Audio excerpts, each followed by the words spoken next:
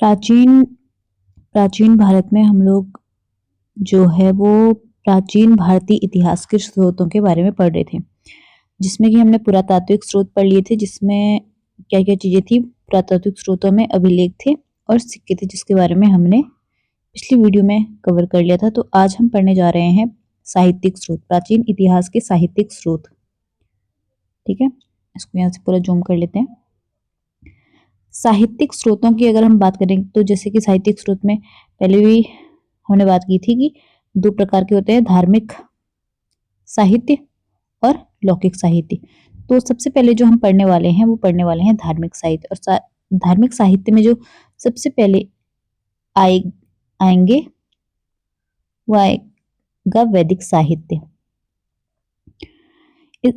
वैदिक साहित्य के अंतर्गत वेद तथा उससे संबंधित ग्रंथ होते हैं, जैसे कि पुराण, महाकाव्य, स्मृति आदि। वेद, पुराण, महाकाव्य, स्मृति। भारत में जो सबसे प्राचीन ग्रंथ है वो है वेद। वेद का जो शाब्दिक अर्थ है वो ज्ञान है। श्रवण परंपरा में सुरक्षित होने के कारण इसे श्रुति भी कहा जाता है। वेदों के जो संकलन करता है वो महर्षि कृष्ण द्वैपायन वेद व्यास हैं। अगर वेदों की कुल संख्या की अगर हम बात करें तो 4 वेद हैं, ऋग्वेद, सामवेद, यजुर्वेद और अथर्ववेद। तो यहाँ यहीं से हम शुरुआत करेंगे। सबसे पहले हम पढ़ेंगे ऋग्वेद के बारे में, जो कि सबसे पुराना वेद माना जाता है।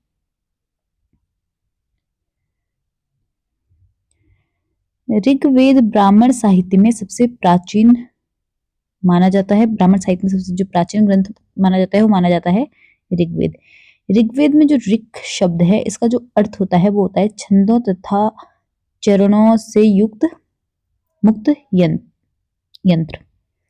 ऋचाओं के क्रमबद्ध ज्ञान के संग्रह को ऋग्वेद कहा जाता है। ऋचाओं का जो क्रमबद्ध ज्ञान है उसका जो एक संग्रह है उसको क्या कहा जाता है? ऋग्वेद कहा जाता है।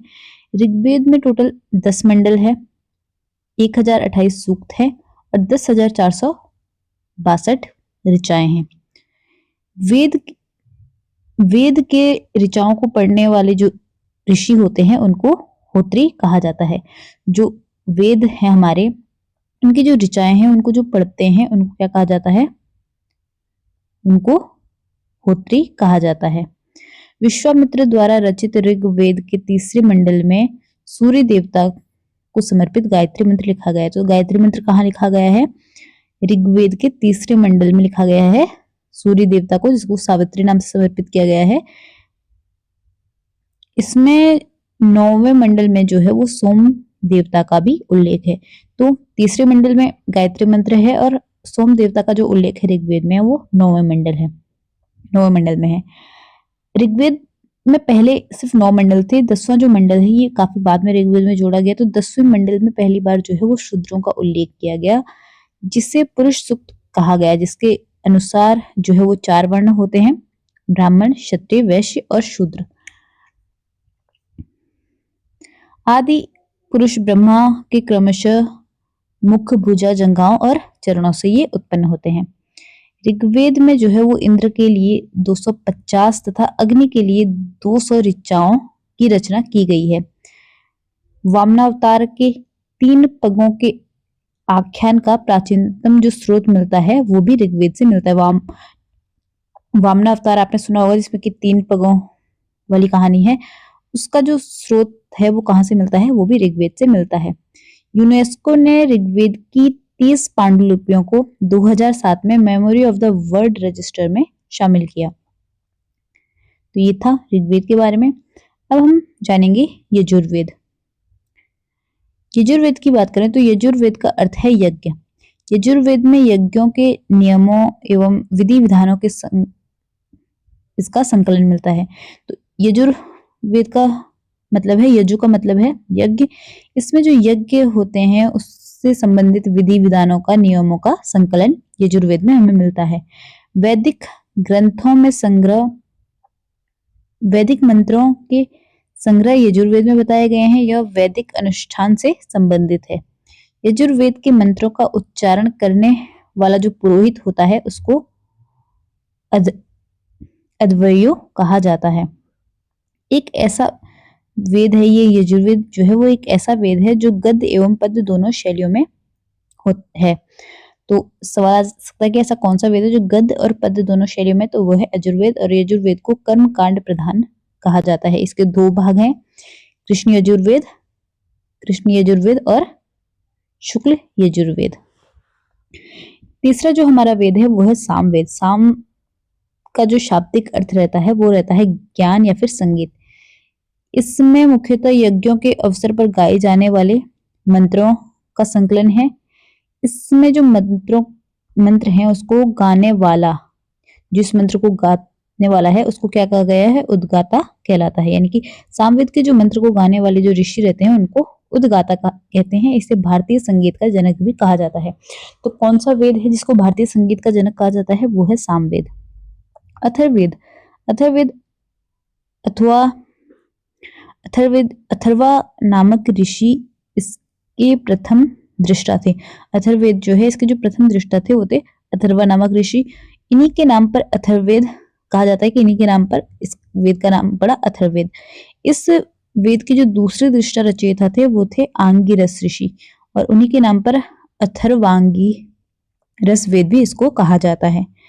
इसे भेषज वेद भी कहा जाता है। इस वेद में सर्वप्रथम सती प्रथा का उल्लेख मिलता है। इससे पहले हमने कल पढ़ा था कि ऐसा कौन सा अभिलेख है जिसमें सबसे पहली बार सती प्रथा का उल्लेख मिला, वो आपको बताना है। कल ही हमने पढ़ा है। और आज जो हम पढ़ रहे हैं कि अथर्ववेद में सर्वप्रथम सती प्रथा का उल्लेख किया गया है। इसकी जो रचना है वो सबसे अंत में हुई है। इसमें कुल 20 कांड, 731 सूक्त एवं 5987 मंत्र हैं, और इसमें लगभग 1200 मंत्र ऋग्वेद से उद्धृत है। यानी कि 5983 जो मंत्र हैं इसमें टोटल है, जिसमें से 1200 जो हैं वो ऋग्वेद से ही लिए गए हैं।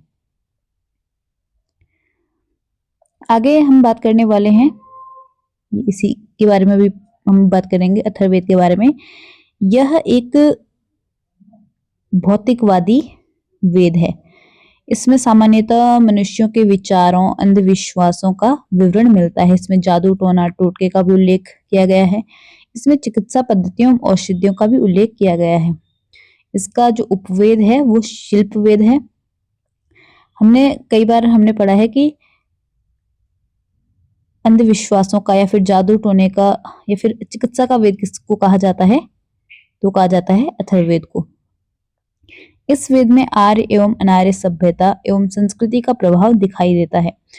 अथर्ववेद में परीक्षित को कुरुओं का राजा कहा गया है। तो किसको कहा गया है, परीक्षित को अथर्ववेद में कुरुओं का राजा कहा गया है। इसमें सभा एवं समिति को प्रजापति की 2 पुत्रियां कहा गया है। तो सभा समिति प्रजापति की 2 पुत्रियां थी, जिसका वर्णन किसमें मिलता है, अथर्ववेद में मिलता है। पृथ्वी सूक्त अथर्ववेद का प्रतिनिधि सूक्त माना जाता है। चारों वेदों के एक एक उपवेद भी हैं। जितने भी सारे वेद हैं ये ऋग्वेद का जो उपवेद है वो आयुर्वेद है, सामवेद का जो उपवेद है वो गंधर्ववेद है, यजुर्वेद का जो उपवेद है वो धनुर्वेद है, और अथर्ववेद का जो उपवेद है वो अर्थशास्त्र है। अभी हमने पढ़ा वेदों के बारे में, तो और अब हम जानेंगे ब्राह्मण साहित्य के बारे में। ब्राह्मण साहित्य की बात करें तो इनकी रचना वैदिक संहिताओं की व्याख्या करने हेतु सरल गद्य में की गई थी। जो वैदिक संहिताएं थी उसकी व्याख्या करने हेतु ही ब्राह्मण साहित्य की रचना की गई थी। ब्रह्मा का जो अर्थ है वो यज्ञ है, अतः यज्ञ के विषयों का प्रतिपादन करने वाले ग्रंथ ब्राह्मण ग्रंथ कहलाते हैं। ऐत्रेय में राज्याभिषेक के नियम एवं प्राचीन राजाओं के नाम भी दिए गए हैं। ऐत्रेय ब्राह्मण में जो है वो राज्याभिषेक के नियम भी बताए गए हैं, और प्राचीन जो राजा रहे हैं उस समय के उनके नाम भी दिए गए हैं। शतपथ ब्राह्मण में गांधार, शल्य, कैकय, कुरु, पांचाल, कौशल, विदय आदि राजाओं के नाम का उल्लेख मिलता है।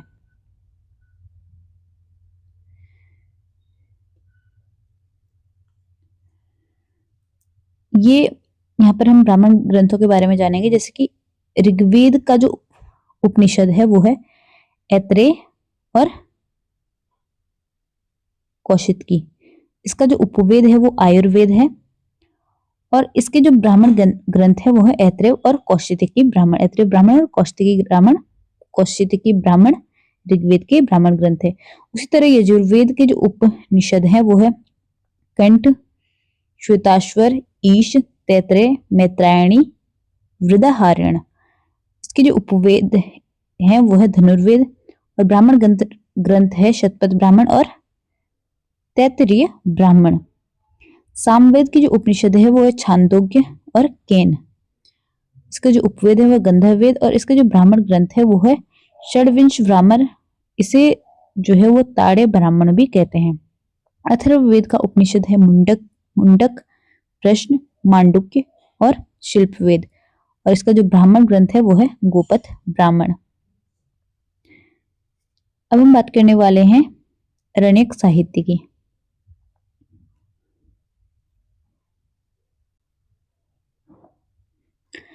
अरण्यक साहित्य की जो रचना हुई थी वो जंगलों में हुई थी, तो मतलब इसको जो पढ़ाया गया था वो जंगलों में पढ़ाया गया था, तो इसकी रचना जंगलों में पढ़ाए जाने के कारण इसको अरण्यक कहते हैं। सबसे पहले तो इसको अरण्यक क्यों कहते हैं? इसकी रचना जंगलों में पढ़ाए जाने के कारण इसे अरण्यक कहा जाता है। यह ब्राह्मण ग्रंथ का अंतिम भाग है जिसमें दार्शनिक एवं रहस्यात्मक ज्ञान के विषयों का वर्णन किया गया है। आरण्यक कुल कितने हैं? 7 हैं। ऐतरेय, शांखायन, तैत्तिरीय, मैत्रायणी, माध्यन्दिन, तत्वकार और छांदोग्य।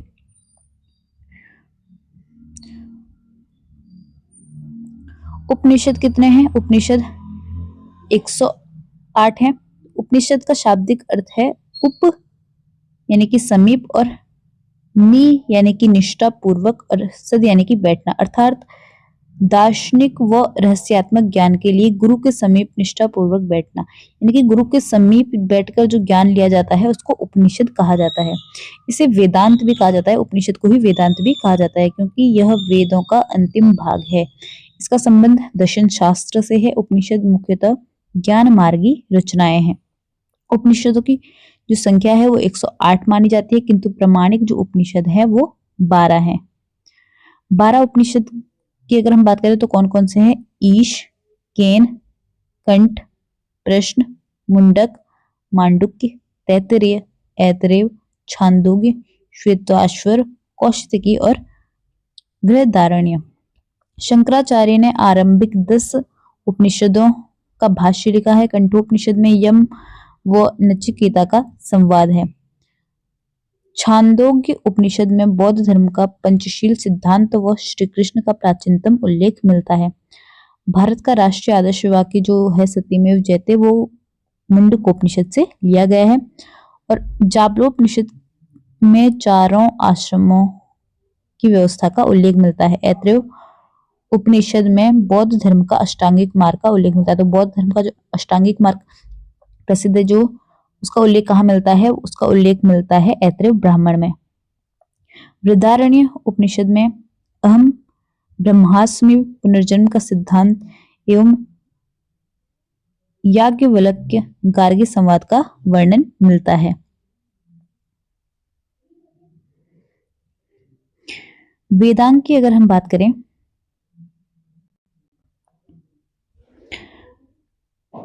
वैदिक साहित्य को समझने हेतु इनकी रचना की गई, और इनकी जो संख्या है वो 6 है, जिसमें है शिक्षा, कल्प, व्याकरण, निरुक्त, छंद और ज्योतिष।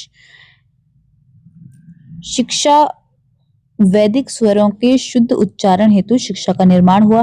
कल्प ये ऐसे सूत्र होते हैं जिसमें विधि एवं नियम का उल्लेख होता है। व्याकरण इसमें नामों एवं धातुओं की रचना, उपसर्ग एवं प्रत्यय के प्रयोग, समासों एवं संधि आदि के नियम बताए गए हैं। निरुक्त शब्दों की उत्पत्ति का शास्त्र है। यह एक प्रकार का भाषा विज्ञान है। छंद वैदिक मंत्र प्रायः छंदबद्ध है। छंद शास्त्र पर पिंगल लमुनि का ग्रंथ छंद सूत्र उपलब्ध है। ज्योतिष इसमें ज्योतिष शास्त्र के विकास को दिखाया गया है। ज्योतिष के कुल 44 श्लोक हैं। इसके जो प्राचीनतम आचार्य हैं वो मगध मुनि हैं। सूत्र वैदिक साहित्य को अक्षुण्ण बनाए रखने के लिए सूत्र साहित्य का प्रणयन किया गया। ऐसे सूत्र जिनमें विधि और नियमों का प्रतिपादन किया जाता है कल्प सूत्र कहलाते हैं। कल्प सूत्र के 3 भाग हैं, जो है स्रोत सूत्र, यज्ञ संबंधी नियम, गृह सूत्र, लौकिक एवं पारलौकिक कर्तव्य विमोचन के नियम, और धर्म सूत्र यानी कि धार्मिक, सामाजिक एवं राजनीतिक कर्तव्यों का विमोचन। प्रमुख सूत्रकारों में गौतम बोधायन, आप स्तंभ, वशिष्ठ आदि के नाम विशेष रूप से उल्लेखनीय हैं। गौतम धर्म सूत्र सबसे प्राचीन है। अब है पुराण। पुराण का जो शाब्दिक अर्थ है वो है प्राचीन आख्यान। पुराणों की संख्या 18 है। पुराणों की रचना लोमहर्ष एवं उग्रश्रवा ने की। 5वीं से 4वीं शताब्दी ईसा पूर्व में पुराण ग्रंथ अस्तित्व में आ चुके थे। अमरकोश में पुराणों के 5 विषय बताए गए हैं: मार्कंडेय, ब्रह्मा, वायु, विष्णु, भागवत और मत्स्य। सबसे प्राचीन पुराण वायु पुराण, गुप्त वंश, विष्णु पुराण, मौर्य वंश और मत्स्य पुराण आंध्र सातवाहन से संबंधित है।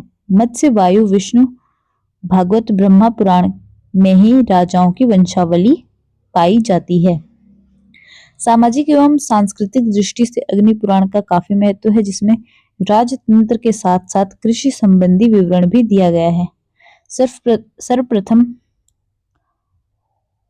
पार्जुटर ने पुराणों के ऐतिहासिक महत्व को पढ़ा।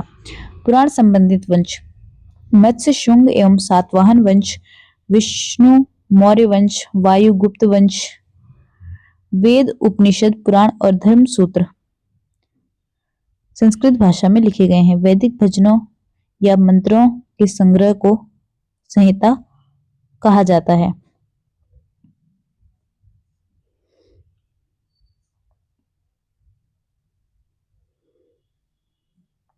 स्मृति साहित्य की बात करें तो स्मृति साहित्य में आती है मनुस्मृति। प्राचीनतम स्मृति शुंग व सातवाहन वंश की जानकारी इससे मिलती है। जर्मन दार्शनिक नीत्शे कहते हैं कि बाइबल को जला दो और स्मृति को अपनाओ। टीकाकार जो है वो भारुची, मेधातिथि, गोविंदराज, कुल्लुक भट्ट। याज्ञवल्क्य की स्मृति जिसके टीकाकार हैं विश्वरूप, विज्ञानेश्वर, अपराग। नारद स्मृति, इसमें दासों की मुक्ति का उल्लेख है। कात्यायन, इसमें आर्थिक गतिविधियों का उल्लेख है।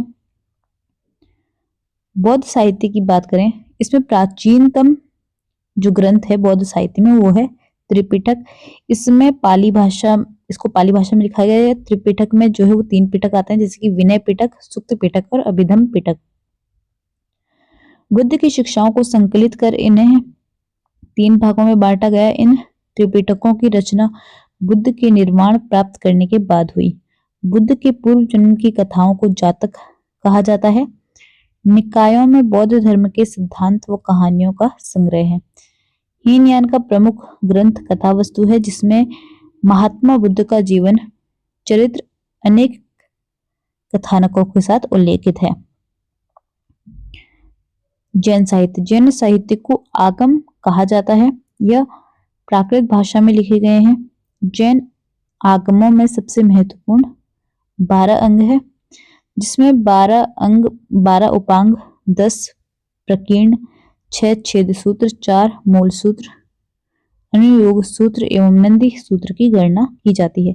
जैन धर्म का प्रारंभिक इतिहास कल्प सूत्र से ज्ञात होता है, जिसकी रचना भद्रबाहु ने की थी। आचारांग सूत्र में जैन भिक्षुओं के आचार नियमों का उल्लेख है। भगवती सूत्र में महावीर के जीवन की शैलियों पर प्रकाश पड़ता है।